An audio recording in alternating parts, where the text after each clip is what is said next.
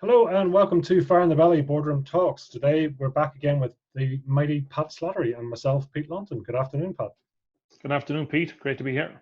Yeah, thanks for coming along again. So really what we wanted to do was follow on from our last session where we were talking all about being outstanding. And there we were obviously defining what outstanding is.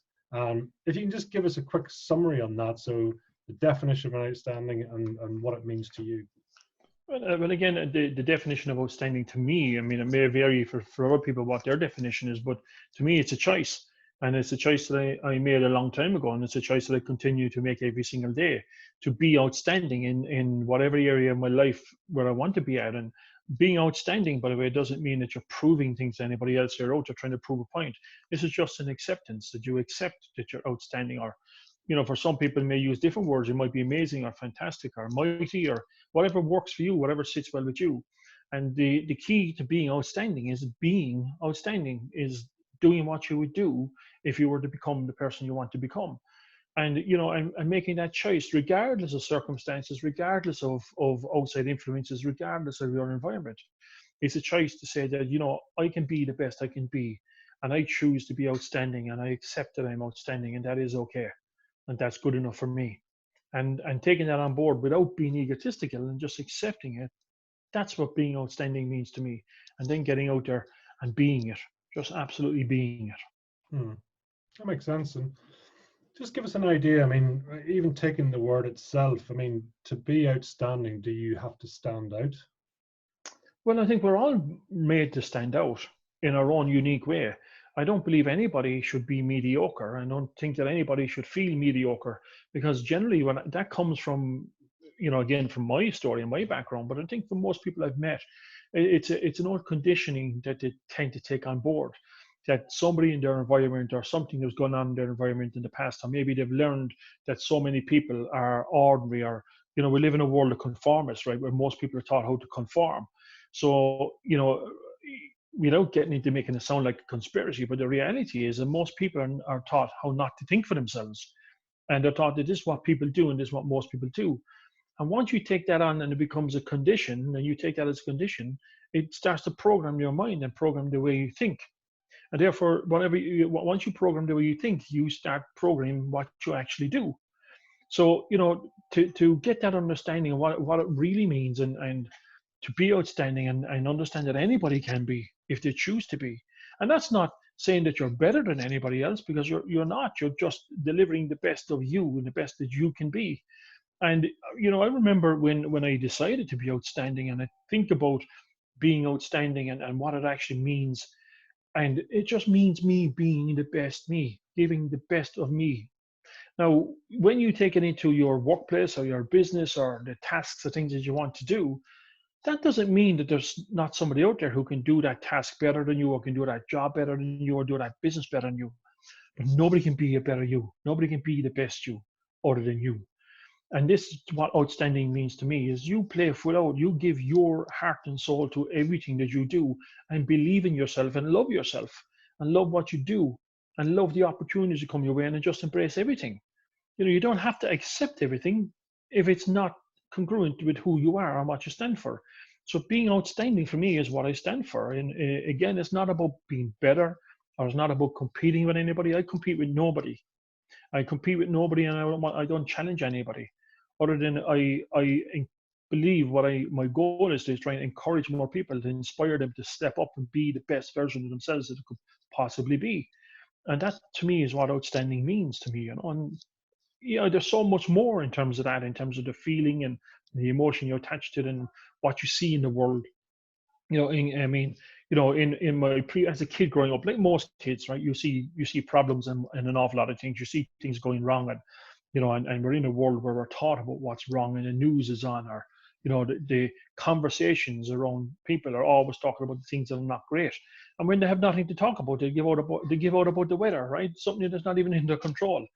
But that tells me that they're conditioned to find the problems in most things, and that's most people.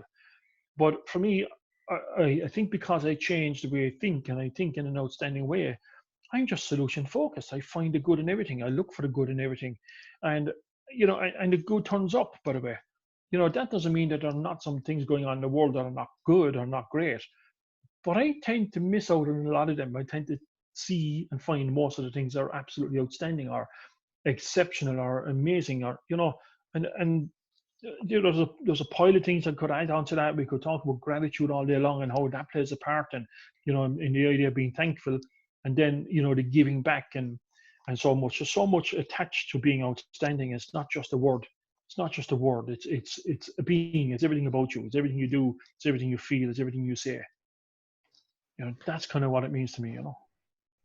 No, it makes sense, and there's so much, and one thing I just almost like to cover off and saying, well, how do you think it would feel to be the best you? How could you describe that?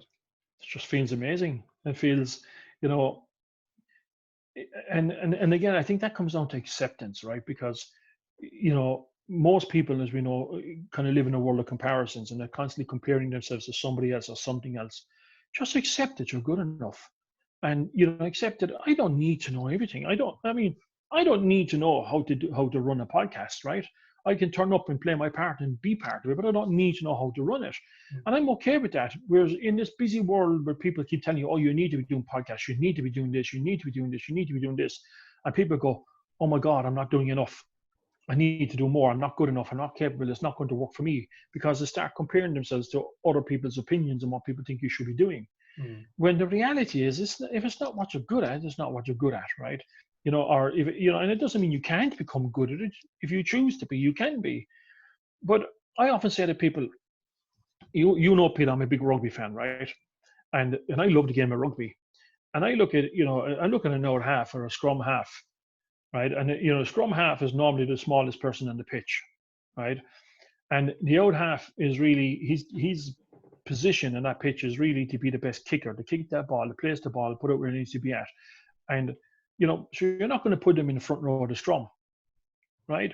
You're not going to take a scrum half. If your prop forward gets an injury, you're not going to take a scrum half and put him in as a prop forward, because it's not the best position that he can play.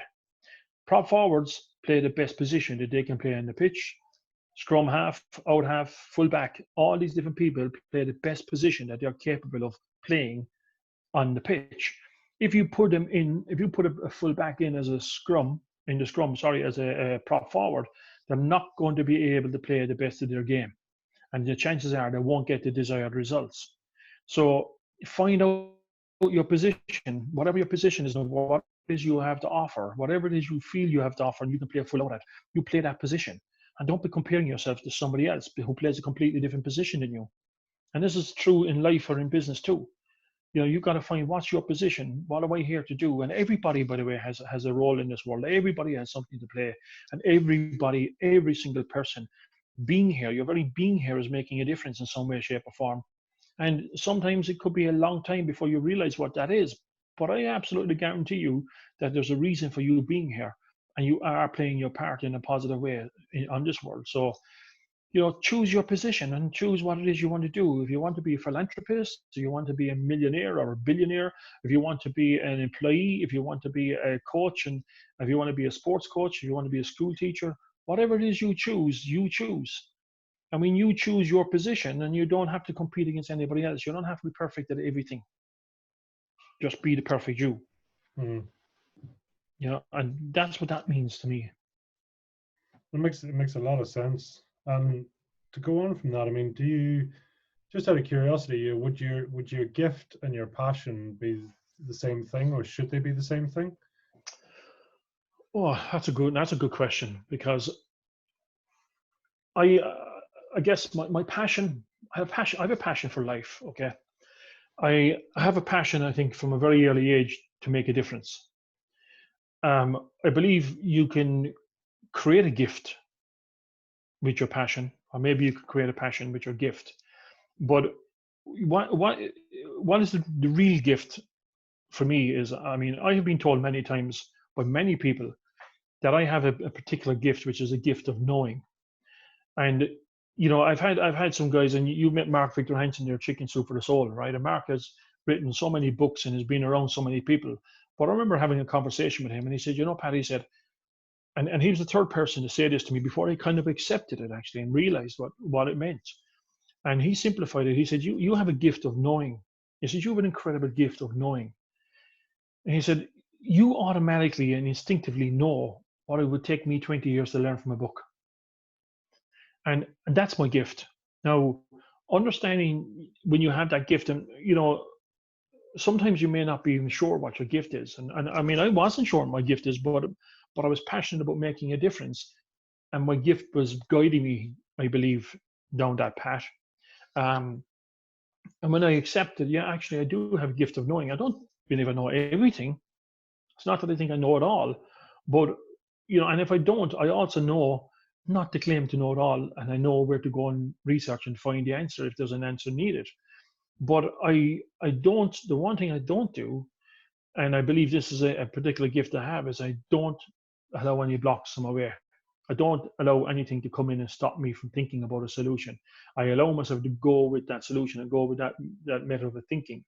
And I'm quite strategic in thinking. I don't think, oh, this is a clever idea. If I have to come up with a clever idea for somebody, I have to come up with a whole strategy. I almost instinctively start thinking of a strategy of the next step, the next step, the next step, the next step, and so forth. So we actually have a plan to move forward. So that's my gift. My passion is getting it out there and sharing it with people and actually seeing it making a difference in people's lives. So my gift is mine. My passion is being able to share it. So, if you have a gift and you have an amazing gift of asking powerful questions, God, I tell you, I don't know I've met anybody who can ask the questions that you can ask and in a way that you ask them. You have a real gift of asking powerful questions, which makes sense that you're doing what you're doing right now, because your gift is now turning into a passion. You're using your gift and you're delivering your passion, because I know your purpose of what the Fire and Belly means to you. Mm-hmm. So that's your gift, and how you're using it with passion, I believe. So, I don't think it's the same thing, but I think you use it with passion once you discover what it is. And do you think your gift is set, but you just increase the intensity of it, or is it something you almost like an exercise or something else that you actually increase it over time? Oh, okay. You see, when I was operating my gift, I guess I didn't know I had it, but I was still doing stuff. I can go back and I look at where I came up, where I grew up, and as a teenager, I mean, I was involved in setting up U clubs, and we set up a weekly swimming club for the kids in the area. It was, I came from a very underprivileged area. We set up what they now call summer camps. Myself and a group of other teenagers.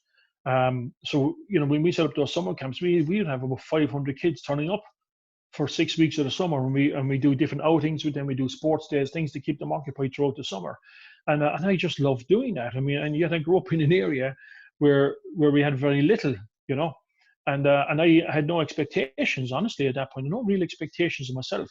I was just doing stuff, and I just knew how to do it, but I wasn't aware of what I was doing, and I think that the real power here is capturing your gift and realizing your gift and thinking about what you've done and what you achieved.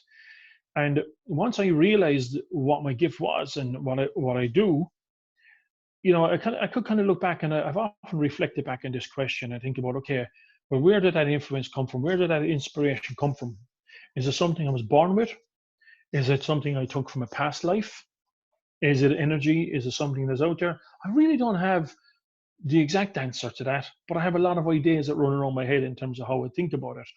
I do believe when I came into this world, no different than anybody else. I believe every single person came into this world to make a difference. Everybody. I believe everybody has a purpose in this world. The environment that you get introduced to will certainly shape where that goes. And by the way, that can change too, right? That can change too as you become more aware of what that gift is and what you're being offered, the opportunity that you're being offered in this world.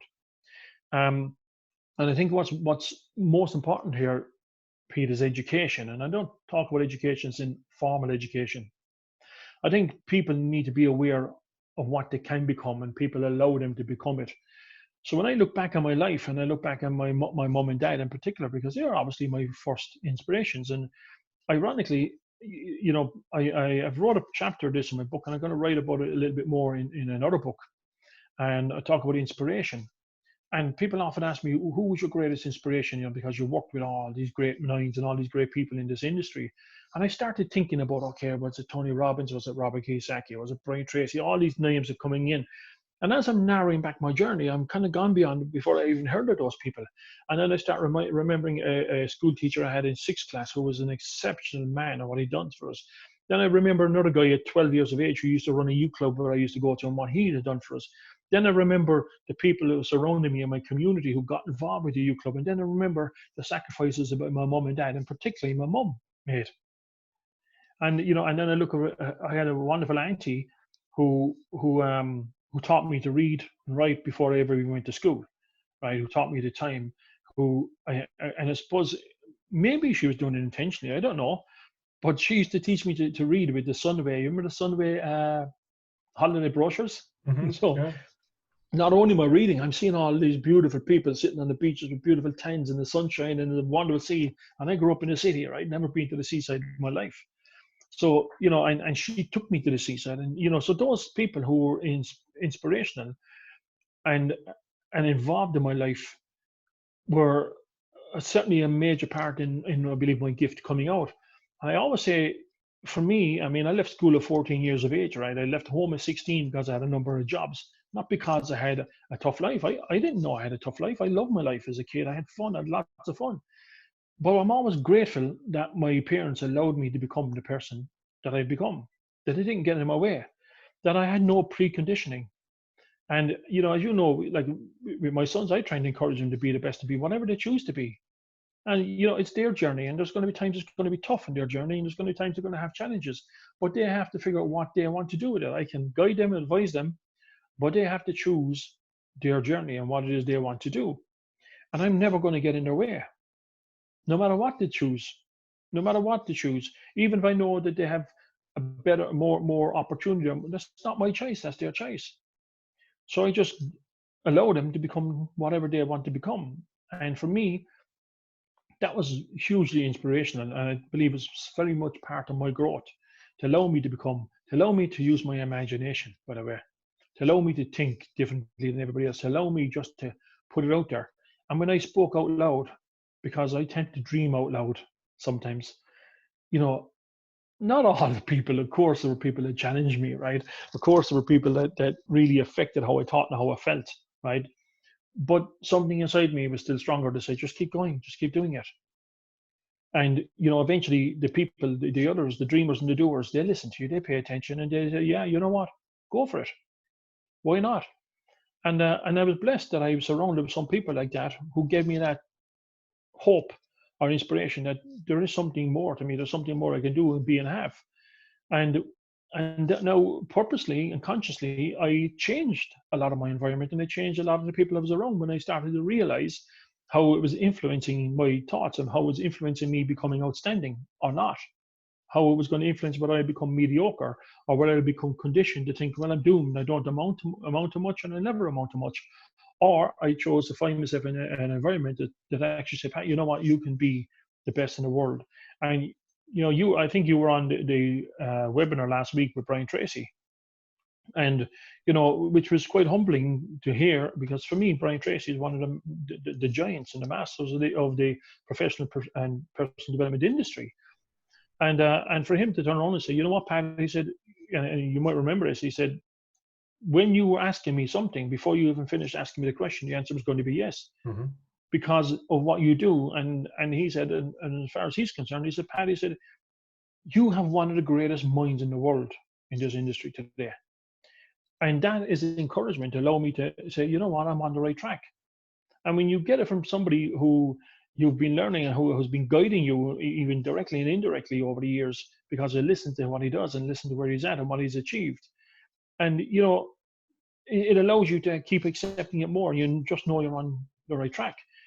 And it's important when you hear this about yourself, and when people give you this compliment or give you that level of acknowledgement, that you learn how to accept it with the intention it's been given. Because most people go, stop, and they get embarrassed about it because they're being preconditioned to be that way, instead of saying yes and thank you, and I appreciate and I accept what you say for me to be true. Because if you intentionally go out to make a difference in people's lives and people give you that feedback, then it's the truth. They're just telling you the truth. And allow yourself to go with your truth. And that's another part of your gift, that you can go with the truth and you can be your truth. I think observing that relationship between yourself and Mark there, and even Mark Victor Hansen, but also Brian Tracy more specifically, extremely complimentary of you, and rightly so. But I think what stood above it all, and really sort of what to me was the cream, was the actual respect. And respect is almost one of the most passionate and genuine things that someone can do, in my opinion, to show you the respect that I believe you rightly deserve, and many others do. And that was probably the biggest compliment of them all. Well, I appreciate that, because I guess, maybe we have similar type values, because that is a really core value to me. Some other people might not see that as being that important because they've different set of values. And respect to you is obviously a core value. It's a very strong value that you hold. So therefore, you would have seen that in that presentation. Some other people said, it had come back to me actually with the feedback and said that the connection was incredible, and the compassion, right? Because compassion would probably be one of their core values. So everybody sees it in different ways, and I accept and I do respect everybody's opinion in terms of, as long as it's congruent with my values and where I want to be going in the message I want to get out there. You also know I never ask for criticism. I never ask for constructive criticism. I just don't believe there is such thing. Nobody likes criticism. I'm happy to look for some feedback, but I always ask for positive feedback. I don't want you to tell me what's going wrong. I want you to tell me what can I do more of to make it right, to be better. I grew up going to school with certain teachers, and we remember the Christian Brothers, right? And I often joke in a way, and I talked about how people said, Pat, how did you become so good at maths? I said, it was quite simple. 6 in this hand and 6 in this hand equals 12, right? And 4 days of pain, right? So I could do the math quite easy, And I grew up in an environment where thinking for yourself was almost beat out of you, physically beat out of you. But my other influencers the influence I was getting from other people was much stronger. The influence I was getting from inside me, the want and the ability to actually go and make a difference in some way, shape, or form was inside me. And when I get somebody beat me down or try to beat me down, then I just don't take it on board, because it's not coming with good intention. And I'm not saying that everybody has to agree with everything I say. That's entirely up to each individual, and that's okay. But if you come to me something and it's not got good intention, I just don't let it in. I won't let it in. And if somebody says to me, yes, it was quite humbling for Brian Tracy to give me a compliment such as he did. And yes, the level of respect, and do I feel I earned the respect? The one thing, I suppose, in this case, I'll accept it in the way you see it as being respect, but I don't demand respect. Now, that's not always true of my past, because in my past, yes, I may have been demanding respect, and I had an expectation for it, and if I didn't get it, it created a certain belief, if you like, and some of those beliefs that I carried, if I wasn't shown respect, you're right, in my early days, because it was part of where I grew up with, with 9 brothers, right, and I grew up with a dad who was tough but very caring, and my dad always spoke about respect, always about respecting your elders, respecting other people, and my dad taught me as a kid, even our neighbors, we'd know our neighbors, my friends' parents by first name. My dad would say, no, you call him by his surname, as in, Mr. Duke, right, or Mr. Lunton, how are you? And that to him was a mark of respect. So so sometimes, and it used to frustrate him. I remember one kid in our road used to see my father, and they go, "Oh, how are you, Paddy?" And he just give me a kick up in the ass. He said, "Paddy," he said, it used to frustrate him. a kid would say that. Now, he was not arrogant or anything. That's the way he grew up, and that was his idea of respect. So I took that on as like a learned behavior. So if I saw somebody speaking to an older man and call him, I said, why would you do that? I would almost be disgusted and almost have an argument and want to correct them, right? Which is not congruent to who I am. Mm. So, sometimes if I didn't get respect or I wasn't shown respect, and by the way, it is absolutely still important to me because I feel I respect everybody, and I believe if I put it out there, I should get it back, right? But if I felt that I wasn't being respected, or maybe if I felt I was being disrespected rather than not being respected, okay, because if I wasn't being respected, it didn't matter to me. It doesn't matter to me what other people think or feel. But if somebody was showing disrespect, then it would have really got under my skin, and I would try and find a way to manage it and deal with it. And sometimes that wasn't always pretty, right? Because it created a thought and a mindset about the individual, which probably wasn't the truth. But because it didn't sit pretty with me, I created a learned behavior, and I just thought they're not good people. And I began judging, if you like. No, it didn't happen that often. It would rarely happen. But if it did happen, I would find myself judging people. And if I'm judging people, then how much respect am I showing to them, and how much respect am I showing to myself? So again, it's back to acceptance. So I accept the respect we have, and it's a mutual respect that both myself and Brian have for each other. And it's the same respect that we have for each other, Peter. I have the same level of respect for you. It's not because he's at where he's at. I have the same level of respect for you. I had a conversation this morning with an 18-year-old kid who's getting out, growing his business and starting up with great ideas. I have the same level of respect for him. And this is something I've learned. I hold everybody in high regard, everybody, unless they show me different. And even then, I don't judge them. I just don't take them in. I don't let them on board. I move aside from it, let them get on with their life. I'm not in the way. And it's not coming into me, because if I do, and I get annoyed or you get frustrated, and that's a learned behavior that you take in to try and deal with a belief that you have. Because I believed that if people were disrespectful, that they were bad people. And when you do that, it creates a whole other series of emotions and behaviors. And for me, when that happens, that's again being disrespectful to me. So that creating those behaviors and those emotions and everything else goes on, it's all that's doing is reinforcing the belief that's really not congruent with who you are. So my biggest lesson actually on that journey was to be prepared to change my beliefs often, to question my beliefs. And once I do that, and I can sit back and go, okay, well, that's not really the truth. Maybe they're not a bad person. Most people are not bad people, but there are people who do bad behavior based on, again, maybe it's a learned experience, maybe it's their environment, how it's impacted them, and maybe it's something that has challenged their values. And so I just don't judge anymore. And nor do I try to fix everybody, by the way. I just kind of go, okay, if it comes to me with good intention, I will accept it with good intention. If it's coming to me with bad intention, I just don't accept it. I just don't let it in. I don't try and fight it. I often say to people, just let it pass you by. Or, in the past, in my conflict management, we used to say when people are throwing abuse or threats at you, just think garbage in, garbage out. Don't store it. Let it go straight through. Let it go. Nothing to do with you. And I think that's kind of the same situation. If I find myself in a situation like that where I'm questioning it, I just let it go. And let it go because I know my intention. And if I'm true to myself and I'm true to what my intention is, and I just be the best I can be. That doesn't mean I don't make mistakes. Not very often, but I consciously catch what's going on in my life. I consciously catch what people are saying. I constantly catch, but normally it's all the good stuff. And now, however, I will catch something if I think it's a threat towards somebody else. I catch that very quickly. If I see somebody has bad intention towards you, I find it, I have an obligation to make you aware of it.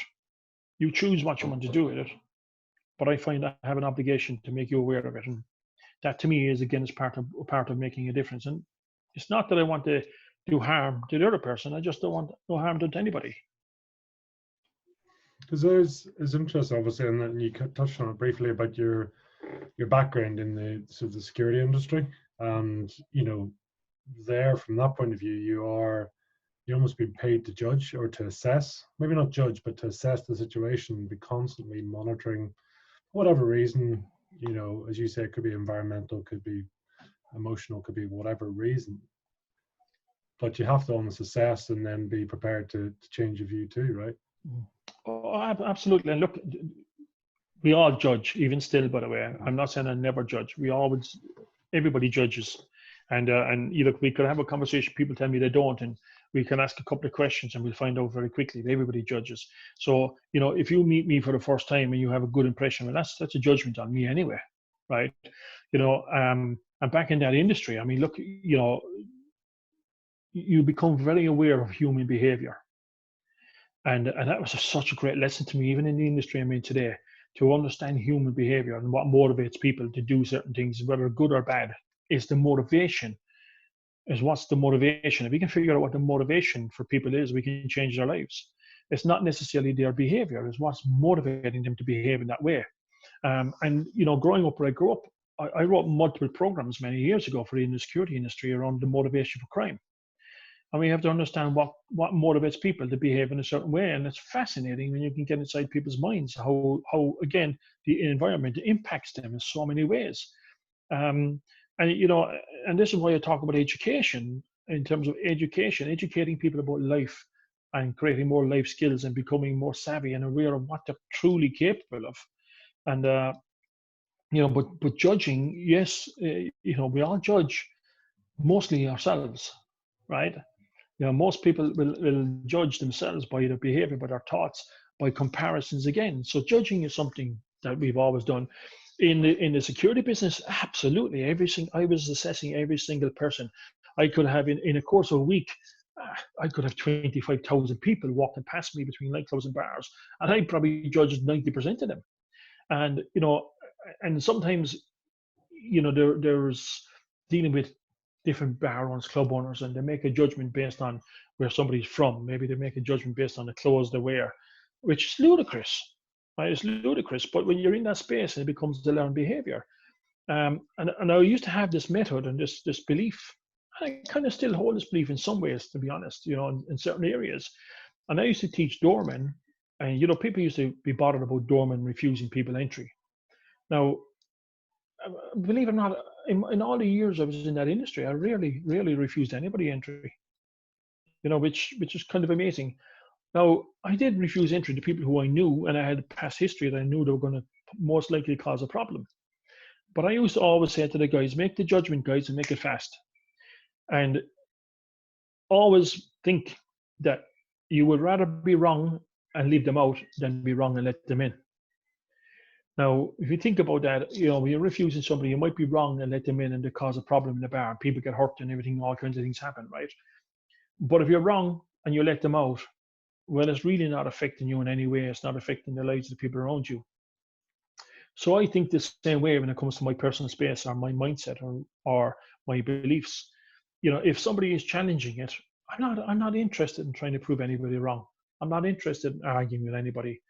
I accept my route and where I'm going. If somebody is trying to improve what I'm doing, absolutely. If somebody's trying to challenge me, I just keep them out.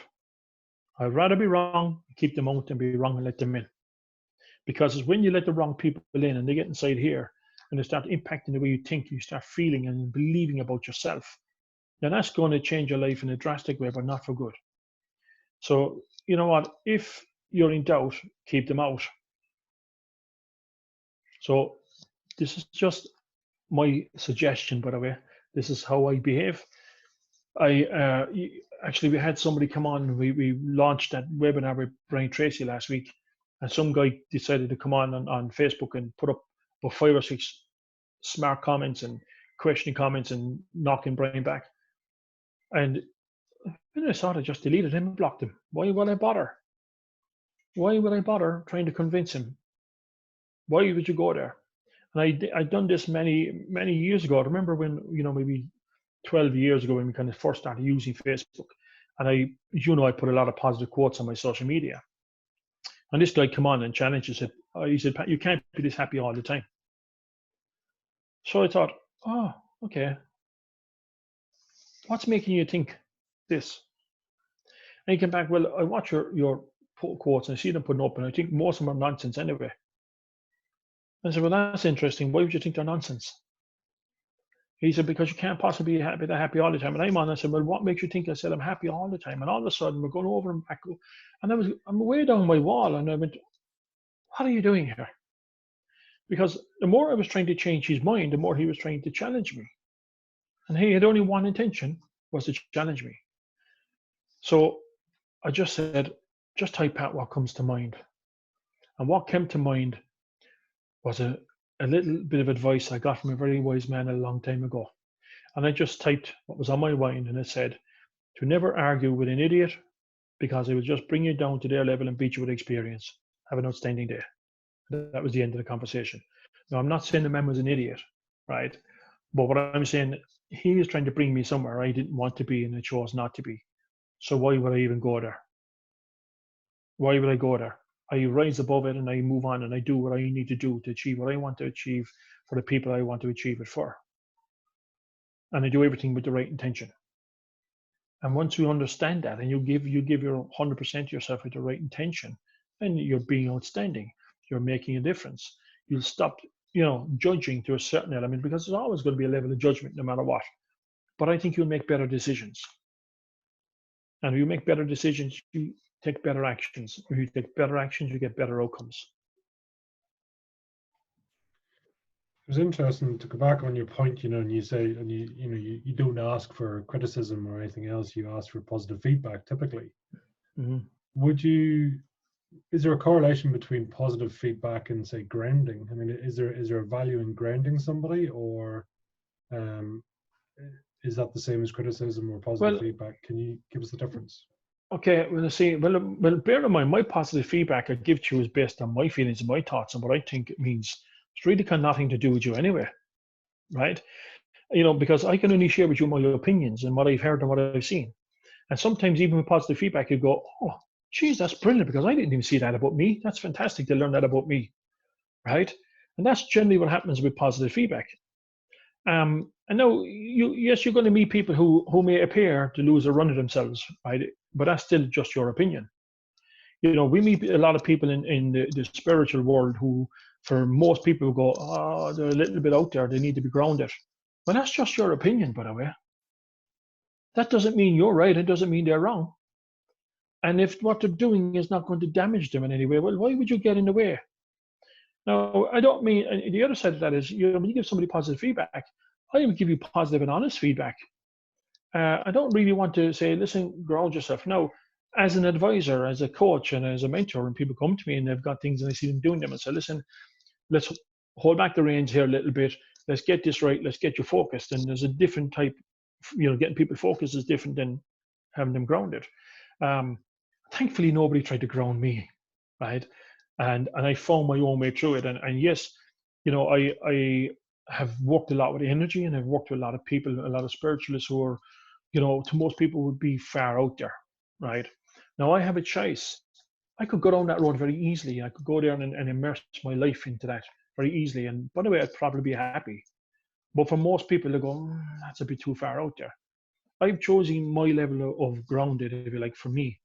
Because I like to be involved in the whole world, if you like, in all worlds, and in what is possible for everybody, and get an understanding of all human beings and all human beings' behavior.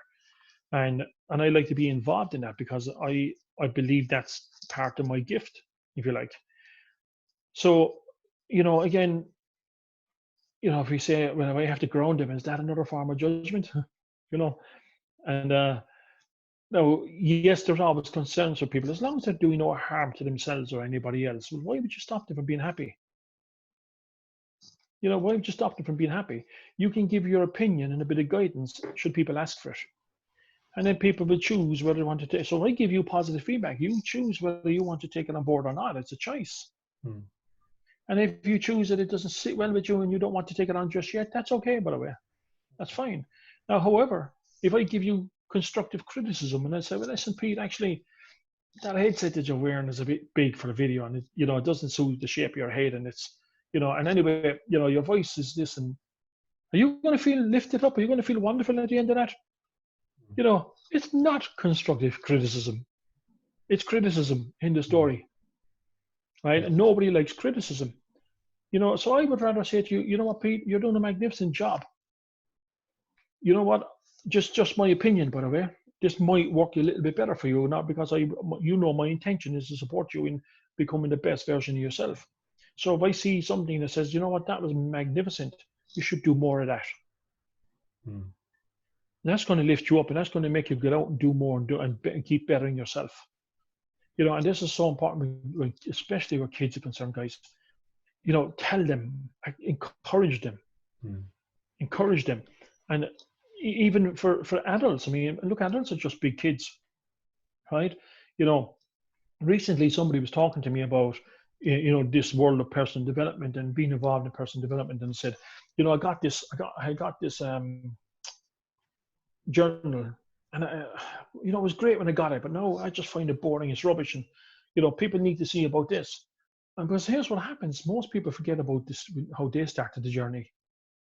So you have to remind yourself, just because you have learned what you've learned, just because you have the experiences that you've got and the journey you've come on, and how things have changed for you, don't forget that there's some people who are just starting.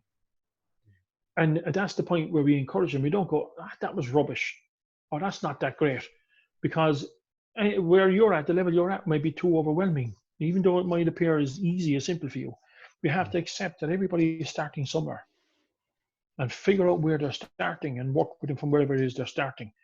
Don't try and shove them into something that's going to make them uncomfortable. Let them participate in their journey at their pace and the way they need to do it, but provide that feedback, that positive feedback, that encourage them to keep stepping up. So, you know, if somebody is starting, you can always say, you know what, well done, great choice. You're on the right track. Just keep doing what you're doing. And when you get to the next stage, when you read through what you're doing, see how you feel about that. You might want to go back and redo it, or you might want to step up. If I can help you, ask. But well done. Well done for making that choice. Well done for choosing to step out of the norm, to understand that you're extraordinary, you're not mediocre. And that's what's going to encourage people. And particularly in our world, Pete, and I know you've been around, you know, researching personal development and getting into building your mindset and building your knowledge. And, you know, it is really important to remember when you're guiding people that some people, when they're starting, and I know you do it, is you make it very comfortable for people, actually. You know, and yet at the same time, you can flick that switch and go to somebody at a completely different level, and you identify where everybody is at. And once you identify where everybody is at, you have to work with where they're at, not where you think they should be and how fast they should be there, because that's just criticism. And nobody likes criticism. It doesn't encourage you. It doesn't light your fire. It doesn't light the fire in the belly, right? Mm-hmm. You know. So again, if I was to say to you, if I was to give you some constructive criticism or positive feedback, which one is going to spark the fire in the belly? True. Positive feedback. Yeah. Hmm. Interesting. You talked about, you know, what you're really doing is almost giving a method of thinking, and you're following up that, and you're saying you in your head you almost see a strategy. So someone is presenting their view of the world, and you see the strategy coming out in your head. How do you help them? And the second part of that question is, what's the difference between that and the way you would rear your children? Oh, my children would say, "Who, Dad?" Just Dad, right? My children don't play; they're my worst pupils. But I think what I believe what I do actually is I allow people the ability to think for themselves. I don't lecture at people. I don't lecture to people. I kind of do some of what you're doing here, is asking those powerful questions. Because the reality is, if you can ask a question, somewhere deep down inside, the answer is already there. And it's when you can ask that powerful question yourself and reach down and find the answer, that's when you take ownership. And it's when you take ownership, that's when things really, really, really change.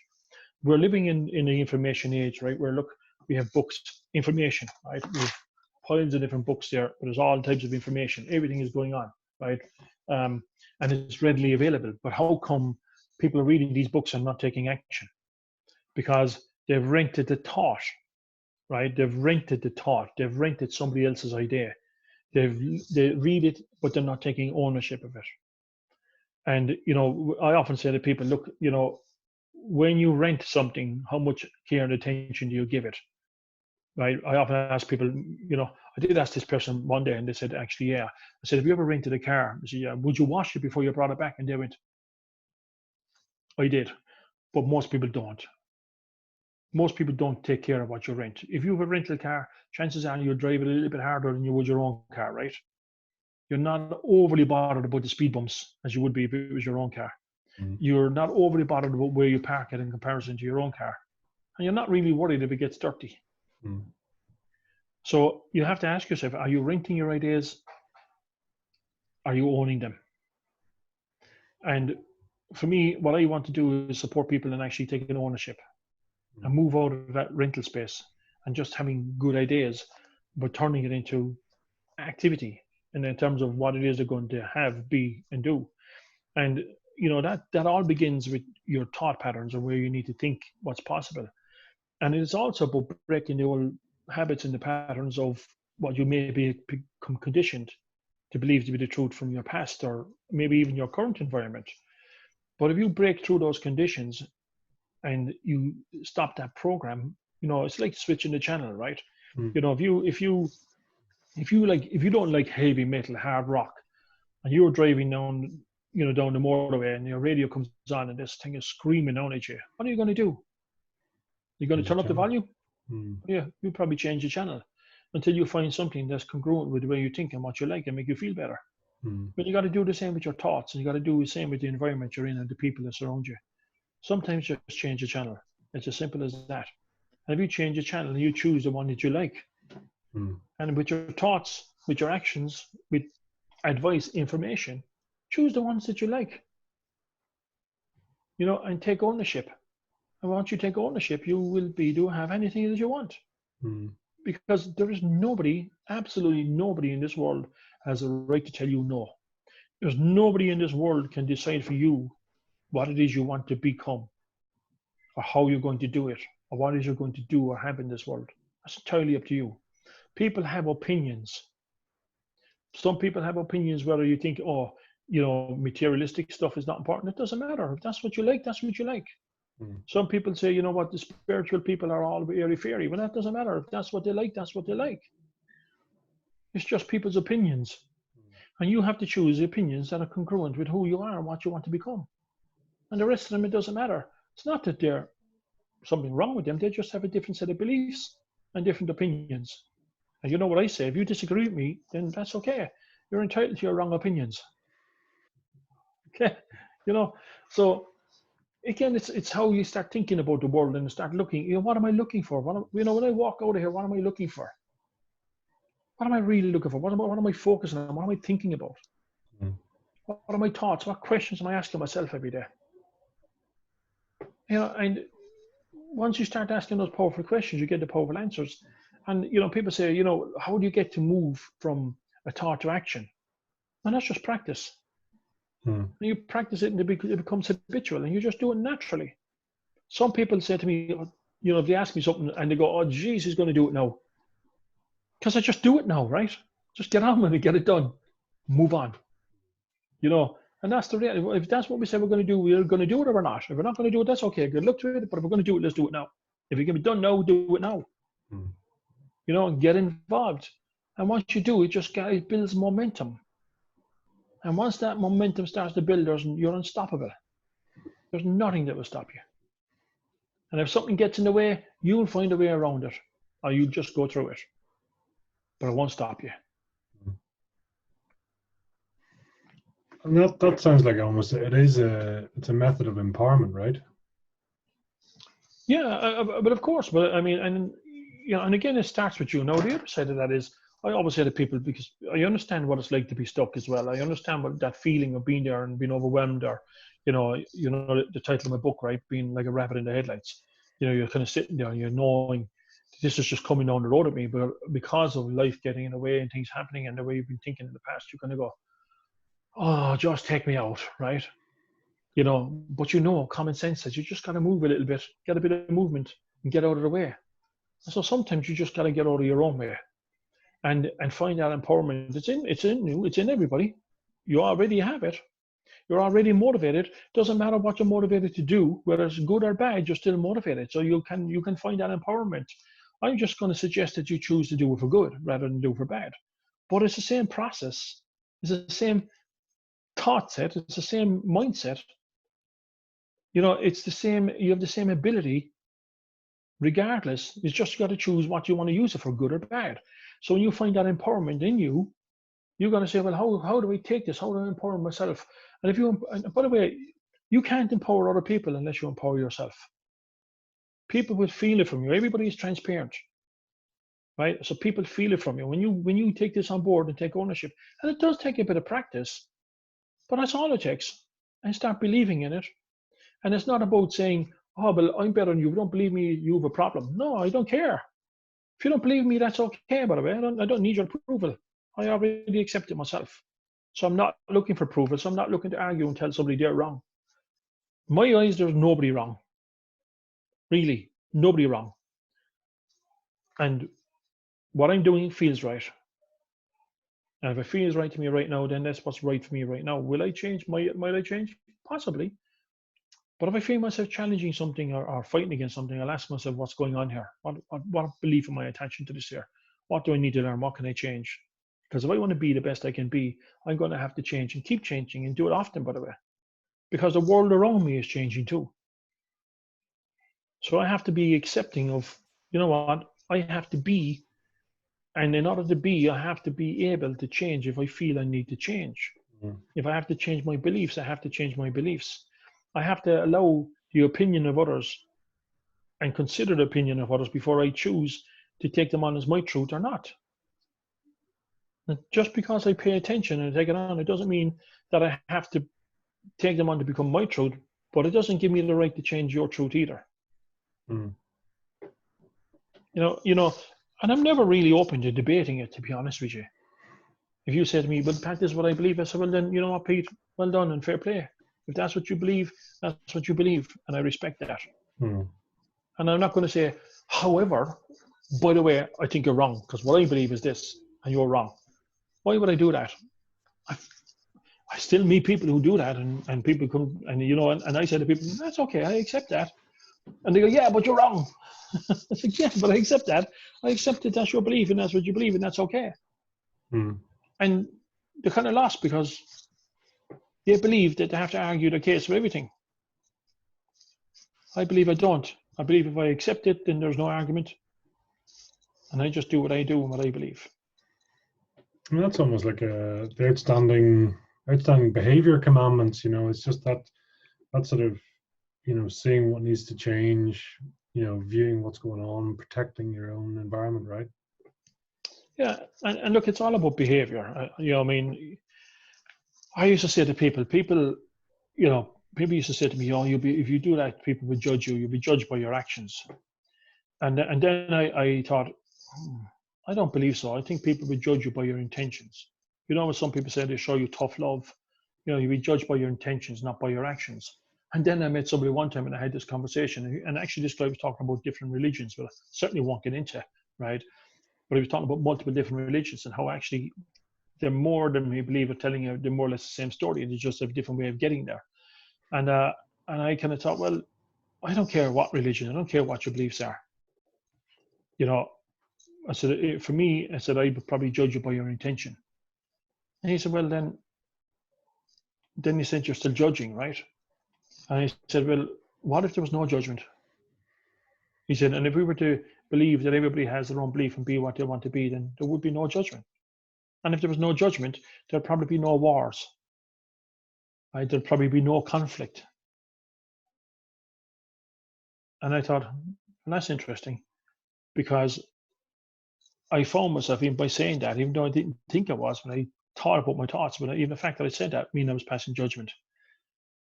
I don't care what you do as long as you don't come near me with it.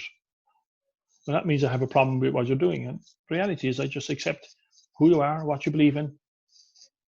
I don't accept evil. I don't expect evil people. I don't allow them into my life. I don't excuse that.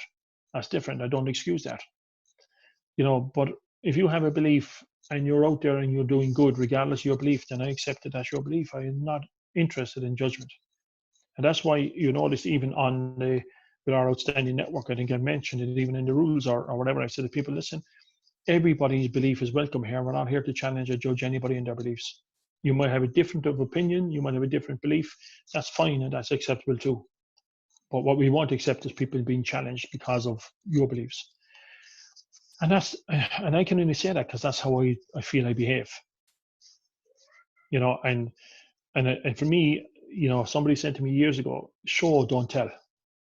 If you really want people to believe you, if you really want people to be inspired by what you do, then show. Don't just talk it, don't tell. Show, don't tell. Get out there and be the best you can be.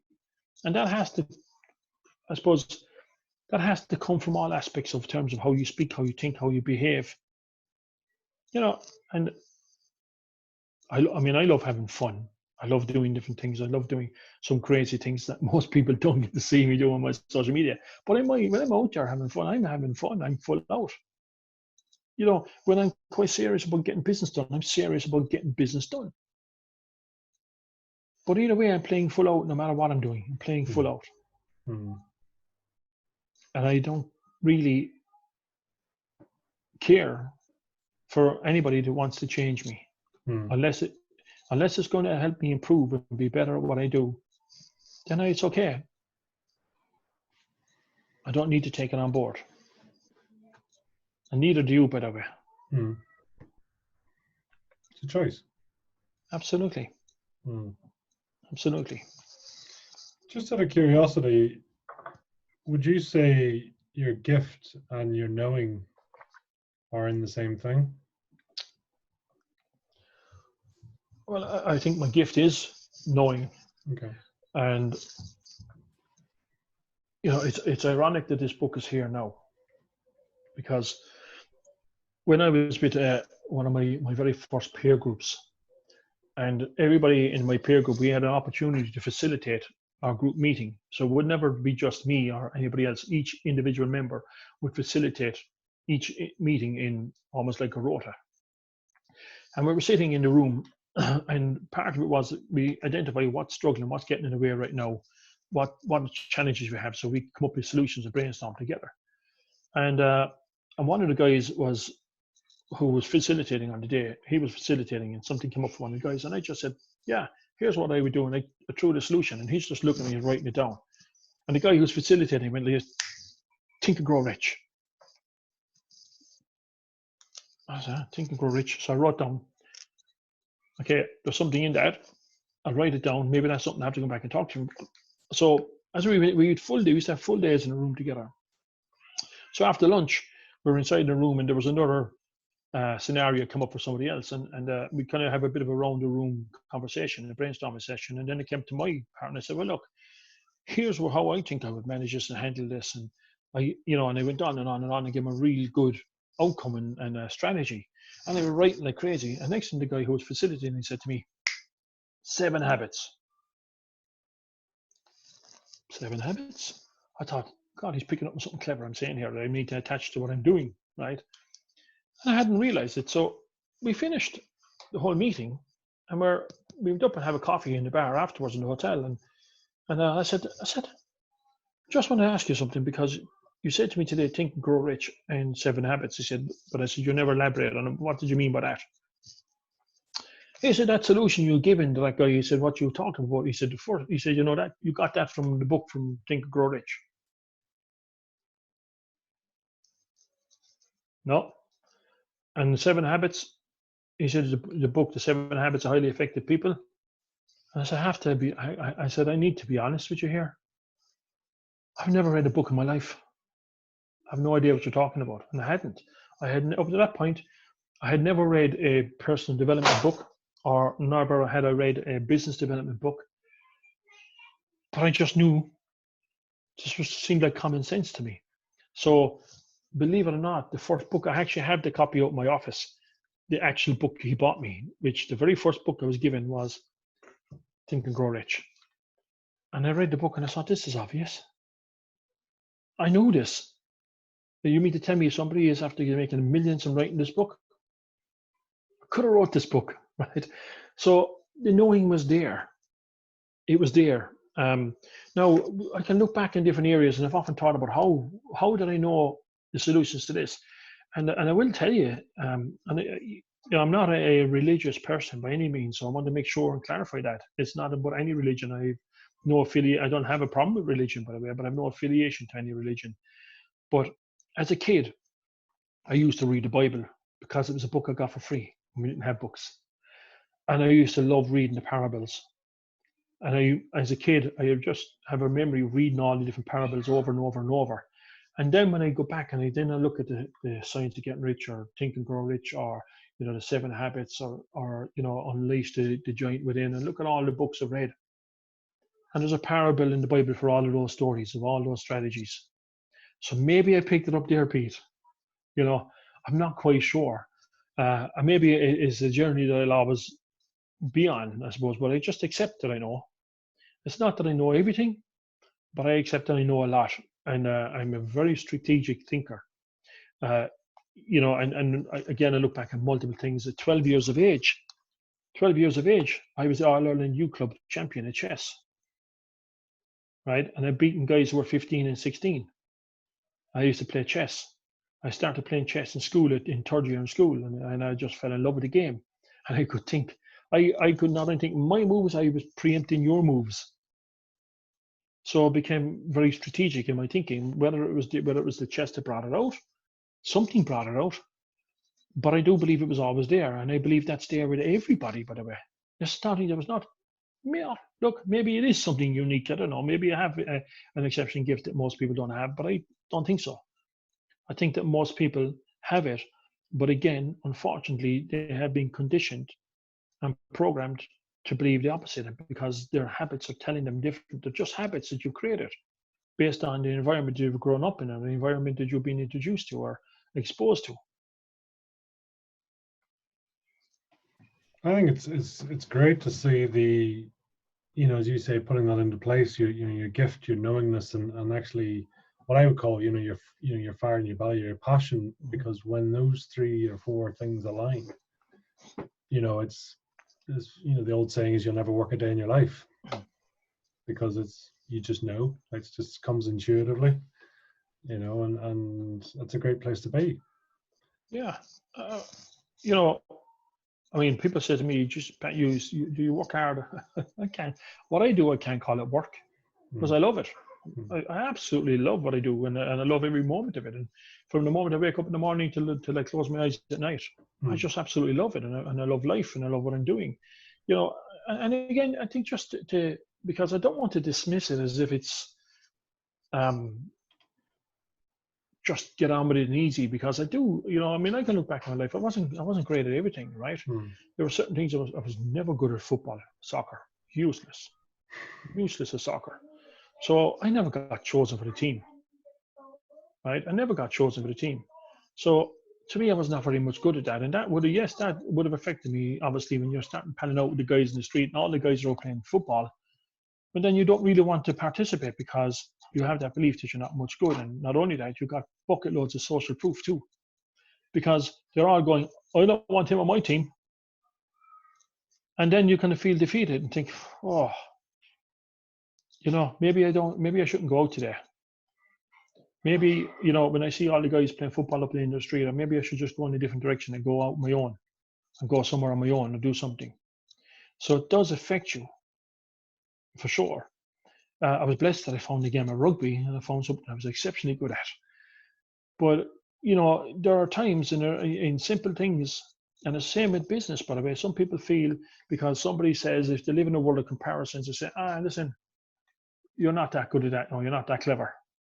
And then if you meet people who seem to be achieving what you want to achieve, and you look at them and go, I'm not that clever. I think I'll stay away from them. And then you create a destructive environment around you. And you start finding the people who will give you plenty of social proof and say, actually, you know what? You were dead right. You were dead right. People like us, we don't ever have a business. People like us don't have money. And you know where you come from.